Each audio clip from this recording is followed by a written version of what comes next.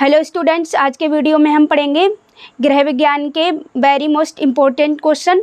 50 very most important question पढ़ा दिए हैं। अगर आपने उन प्रश्नों को अच्छे से तैयार कर लिया तो आपका पेपर में एक भी प्रश्न नहीं छूटेगा। ठीक है, 40 मल्टीपल चॉइस क्वेश्चन पढ़ा दिए हैं, उन्हें भी आप तैयार कर लें। ठीक है, अगर आप इन सभी प्रश्नों को अच्छे से तैयार करना चाहते हैं तो चैनल को अभी सब्सक्राइब कर लें, आने वाले वीडियो का नोटिफिकेशन आपको मिलता रहे बिल्कुल टाइम पर। देखते हैं अब क्वेश्चन। बैंक में बचत खाता खोलने के लाभ लिखिए। ठीक है, बैंक द्वारा पारिवारिक बचत में निम्नलिखित लाभ हैं। इसमें हमारी पहली हेडिंग है, जमा किया हुआ धन सुरक्षित रहता है। बैंक एक विश्वसनीय संस्था है। ठीक है, यानी कि बैंक एक विश्वसनीय संस्था है। बैंक पर हमें पूरा विश्वास होता है। ठीक है, हम बैंक में हम अपनी बचत सुरक्षित रख पाते हैं। ठीक है, बैंकों में धन जमा कर देने के बाद व्यक्ति अपने धन को चोरी हो जाने, खो जाने अथवा लूट हो जाने जैसे डरों से मुक्त रहता है। ठीक है, अतः बैंक में धन हर प्रकार से सुरक्षित रहता है। ठीक, यानी कि बैंक में हम अपना धन जमा करने के बाद चोरी हो जाने अथवा लूट हो जाने और खो जाने से मुक्त रहते हैं। ठीक है, देखेंगे अब हेडिंग नंबर 2, धन निकालने अथवा भेजने की सुविधा। यानी कि बैंक में जमा धनराशि को आवश्यकता पड़ने पर आसानी से निकाला जा सकता है। बैंक के माध्यम से किसी अन्य व्यक्ति को दिया जा सकता है।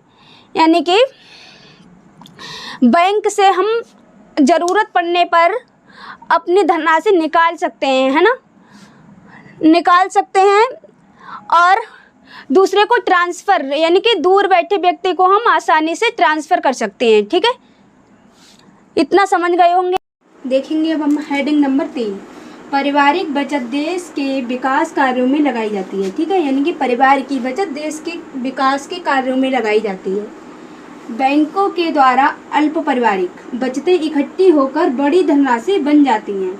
इस धनराशि को विकास के कार्यों में लगाया जा सकता है। इससे देश की उन्नति में वृद्धि होती है। ठीक है, यानी कि छोटे छोटे परिवारों की धनराशि इकट्ठी होकर के एक बड़ी धनराशि बन जाती है।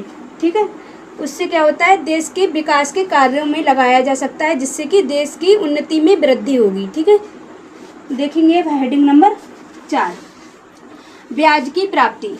ठीक, बैंक में जमा की गई धनराशि पर समुचित ब्याज मिलता है। ठीक है, जिससे परिवार द्वारा की गई बचत में वृद्धि होती है। यानी कि बैंक में की गई धनराशि पर हमें समुचित ब्याज मिलता है, जिससे क्या होता है, हमारे बचत में वृद्धि हो जाती है। ठीक है, अब देखेंगे नेक्स्ट क्वेश्चन, बैंक की चेक बुक तथा पासबुक में अंतर।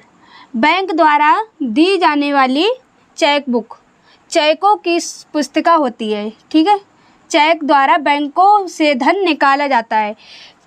यानी कि चेक दे करके हम किसी दूसरे व्यक्ति से पैसे निकलवा सकते हैं। ठीक है, लेकिन पासबुक में ऐसा नहीं होता है।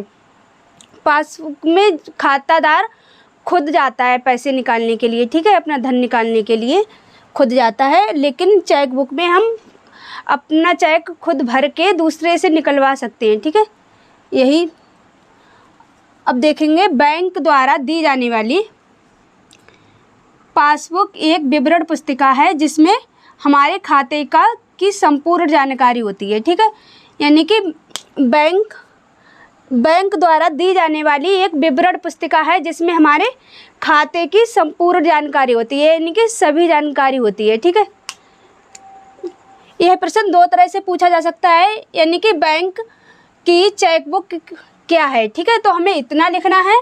अगर पूछा जाए पासबुक क्या है तो हमें इतना लिखना है। ठीक है, अगर चेकबुक की पासबुक में दोनों में अंतर पूछा जाए तो हमें सारा लिखना है। ठीक है, अब देखेंगे राष्ट्रीय बचत पत्र।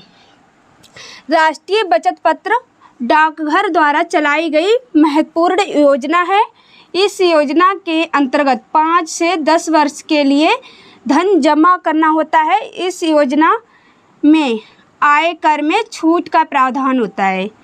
यानी कि राष्ट्रीय बचत पत्र में डाकघर द्वारा चलाई गई एक योजना है। इसमें हमें 5 से 10 वर्ष के लिए अपना धन जमा करना होता है और इस योजना में आयकर में छूट का प्रावधान है। ठीक है, देखेंगे अब नेक्स्ट क्वेश्चन। जल प्राप्ति के स्रोत, ये बहुत ज़्यादा इम्पोर्टेंट क्वेश्चन है। इसको 50 इम्पोर्टेंट क्वेश्चन बता दिए हैं। अगर आपने नहीं देखे हैं तो प्लेलिस्ट में जाकर के देख लें। अगर आपने उन क्वेश्चनों को अच्छे से तैयार कर लिया तो आपका एक भी प्रश्न नहीं छूटेगा। ठीक है, 40 मल्टीपल चॉइस क्वेश्चन बता दिए हैं। अगर आपने इन सभी क्वेश्चनों को अच्छे से तैयार कर लिया तो आपका एक भी प्रश्न नहीं छूटेगा। अगर आप तैयार करना चाहते ही हैं तो आज ही चैनल को सब्सक्राइब कर लें, जिससे कि आपको आने वाले वीडियो मिलते रहें बिल्कुल टाइम पर। ठीक है, देखेंगे अब क्वेश्चन। जल प्राप्ति के स्रोत, यानी कि हमें जल कहाँ कहाँ से प्राप्त होता है। जल प्राप्ति के मुख्य स्रोत हैं समुद्र, वर्षा, नदियाँ, तालाब, कुएँ, झीलें, झरने। ठीक है, हम सभी जानते हैं कि जल कहाँ कहाँ से प्राप्त होता है। तो हमें समुद्र से प्राप्त होता है, वर्षा से, नदियों, है ना, तालाब, कुएँ, झीलें, झरने आदि। ठीक है, ये सब जल प्राप्ति के स्रोत हैं। ठीक है, हमें जल यहीं से प्राप्त होता है, समुद्र से भी, और वर्षा, नदी, तालाब, कुएँ, झीलें, झरने, है ना। देखेंगे क्वेश्चन नंबर 2। निर्जलीकरण, शरीर में जल की आवश्यक मात्रा कम हो जाने को निर्जलीकरण कहलाता है। ठीक है, शरीर में जल की जितनी आवश्यकता है उससे भी कम अगर हमारे शरीर में जितनी जल की आवश्यकता है उससे कम हो जाता है जल शरीर, तो उसी को निर्जलीकरण कहते हैं। ठीक है, अब देखेंगे शरीर के लिए जल क्यों उपयोगी है। प्यास शांत करने के लिए, ठीक है, और रक्त को तरलता प्रदान करने के लिए भी, और शरीर के तापमान को सही रखने के लिए, तथा शरीर से विषैले पदार्थों को बाहर निकालने में उपयोगी।